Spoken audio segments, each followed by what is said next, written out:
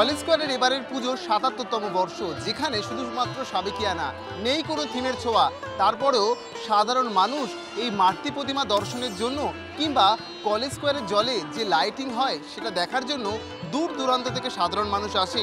তার টানে ৭৭তম বর্ষেও কোনো মতে ভিড়ের ভাটা পড়েনি।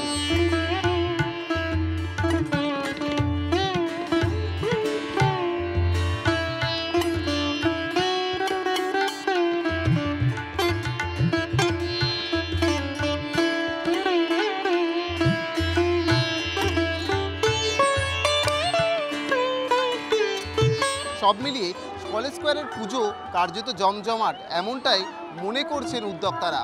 ক্যামেরায় সৌমেন ঘোষালের সাথে আমি দেবরাজ, বাংলা জাগো।